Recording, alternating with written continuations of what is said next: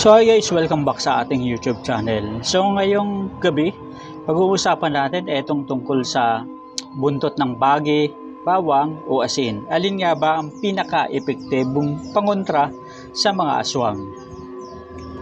So ito na nga mga tropa, isipin mo ito, alas 12 ng gabi ng madaling araw, mag-isa ka sa kwarto at biglang may narinig kang kakaibang kalusko sa ibabaw ng bubong nyo. Naku po, nakakatakot yun, di ba?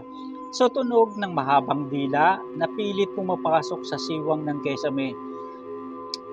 Ang una mong hahanapin, syempre, bawang sa kusina, isang dakot na asin o kaya ang nakatagong buntot ng pagi. Okay, eto mga katropa, sa loob ng daang-daang taon, ito ang tatlong pinakasikat na sandata ng mga Pilipino laban sa aswang. Pero alam mo ba kung alin dito ang tunay na may scientific at logical na basihan? Alin nga ba ang gawa-gawa lang? Sa bidyong ito, hihimayin natin ang sikreto sa likod ng buntot ng pagi, bawang at asin. At ibubunyag natin kung alin ang pinaka-ultimate winner na dapat mong ihanda gabi-gabi. So, simulan natin sa pinaka-popular mga katropa. Ang bawang mula sa kwento ng mga vampires sa kanluran hanggang sa manananggal sa Pilipinas, laging bida ang bawang. Bakit nga ba? Ganyan naman talaga yung madalas nating tinatanong, di ba? Alam natin na pwedeng gamitin yung bawang, pero bakit nga ba? Ayon kasi sa alamat mga katropa, ang matapang na amoy ng bawang ay nakakahilo at nakakasira sa matalas na pang-amoy ng mga aswang. Dahil nocturnal o panggabi ang mga nilalang na ito, sensitibo ang kanilang pandama. Ang mga amoy ng bawang para sa kanila ay parang tear gas. Ayan. So, pero ano nga ba ang masasabi ng siyensya tungkol dito? Ang bawang ay naglalaman ng chemical compound na tinatawag na allicin. Ito ang nagbibigay sa bawang ng nakakapukaw na amoy at lasa. Kapag ito ay dinurog mga katropa, noong unang panahon bago pa man nauso ang modernong gamot, ang bawang ang ginagamit bilang natural antibiotic laban sa mga mikrobyo, impeksyon at mga peste. Kaya naman mga katropa, ang teorya ng mga eksperto sa culture, ginagamit ng ating mga ninuno ang bawang para itaboy ang mga aswang na sa totoong buhay ay mga ligaw na hayop tulad ng mga paniki, daga, ahas at may dalang nakakahawang mga sakit. Eto, ano naman ang kapangyarihan ng asin, mga katropa? Dumako naman tayo sa ikalawang sandata laban sa mga aswang. Ang asin, madalas nating marinig sa mga matatanda na kapag naglagay ka ng harang ng asin sa pinto o bintana, hindi makakatapak ang aswang. Kapag naman nabudburan mo ang nahahating katawan ng manananggal ng asin, hindi na ito makakabalik sa kanyang ibabang bahagi at tuluyan na itong mamatay sa pagsikat ng araw. Well, tanong natin, bakit nga ba mga katropa nakakatakot ang aswang at bakit nga ba sila natatakot sa asin? Eto na. Sa spiritual na mundo, ang asin ay simbolo ng number 1, purification, and ikalawa is yung paglilinis.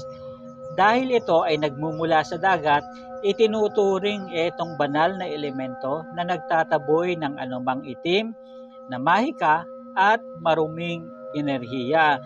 Ibig sabihin yung mga bad energy, tinataboy nito mga katropa.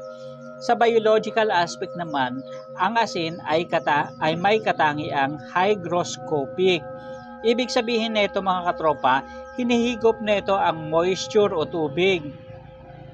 Kung ang aswang ay may balat na katulad ng sa mga hayop na walang balahibo o mga linta, ang pagdikit ng asin sa kanilang mga balat ay nagdudulot ng matinding dehydration at sunog. Isang masakit at nakakamatay na proseso para sa kanila. Imaginein mo, budburan mo ng asin yung linta. Ganon mga katropa ang makikita mo. And yung kasunod naman is buntot ng pagi. Ito yung sinasabi nila na physical ultimate weapon laban sa mga aswang. Ito na. Kung ang bawang at asin ginagamit bilang depensa, pangharang sa mga aswang, ang ikatlong sandata naman na ginagamit para sa opensa naman o pangbalya naman sa mga aswang ay ang buntot ng pagi o stingray. Ayon sa paniniwalang Pilipino, ang hagupit ng buntot ng pagi ay hindi lang basta-basta nakakasugat sa aswang. Ito ay nagpapadama sa kanila ng kakaibang sakit na umaabot hanggang sa kanilang kaluluwa, mga katropa. Kapag narinig mo pa lang ang aswang, ang tunog nito, ang tunog ng latigo, ng buntot ng pagi sa hangin, agad silang nagtatakbo palayo kasi nga kakaiba ang tunog ng pagi, di ba? Isang hampas mo pa lang, daig pa yung hampas ng kawayan. Bakit ito ang pinakakinatatakutan nila, mga katropa? Well, hatiin natin ito sa dalawang dahilan. Una, yung physical na anyo nito. Ang buntot pagi ay daw gawa sa matitigas na cartilage na napapalibutan ng maliliit at matatalim na tinik na nakaharap pabalik. Kapag ihinalos ito sa balat, literal netong binabakbak ang laman ng biktima.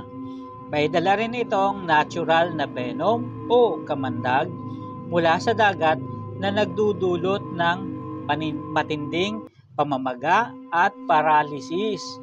Pangalawa, ang tradisyonal na paniniwala. Ang pagi ay nilalang ng dagat. Ang mga aswang ay nilalang ng mga lupa at kagubatan. So, ibig sabihin nito, mga katropa, ang elemento ng malalim na dagat ay natural na kalaban o anti-disease ng kapangyarihan ng lupa. Kaya ang buntot ng pagi ay nagsisilbing pinakamabisang pangontra sa kanilang itim na mahika. So, ibig sabihin, galing sa dagat ang buntot ng pagi at ang mga aswang at manananggal naman is galing sa lupa. Kaya, kontrahan silang dalawa, mga katropa. Ngayon, oras na para sa huling hatol natin. Alin ba ang pinaka-epektibong pangontra laban sa mga aswang? Ngayon, kung ang hanap mo ay proteksyon sa bahay, ang asin ang pinakamayaman sa espiritual na simbolo at mabisang harang sa pinto at bintana. Kung ang hanap mo naman ay positibong depensa para hindi kalapitan habang natutulog, ang bawang ang pinakamalakas sumira sa pandama ng panggabing nilalang na ito. Pero kung pag-uusapan natin ang totoong labanan at pinakamalakas na panakot, syempre ang buntot pagi ang itinuturing na pinaka-ultimate weapon laban dito. Ito lang ang sandata na may kakayahang sumugat, mag-paralyze at magpalaya sa aswang sa hagupit pa lang neto, mga katropa. Ikaw, naniniwala ka ba na gumagana pa rin ang pangontrang ito sa modernong panahon ngayon? O may alam ka pang ibang mabisang paraan tulad ng tanso o luya, ibahagi mo naman ang kwento mo at karanasan sa comment section sa baba para mabasa natin at ma-share natin sa mga subscriber natin. Mga katropa, huwag niyong kalimutang i-like, i-subscribe ang video na to at i-share na rin sa mga kaibigan nyo para ligtas tayong lahat gabi-gabi. Ito po, yung lingkod, sama-sama tayo dito sa gabi ng lagim. Hanggang sa muli, maraming salamat, paalam.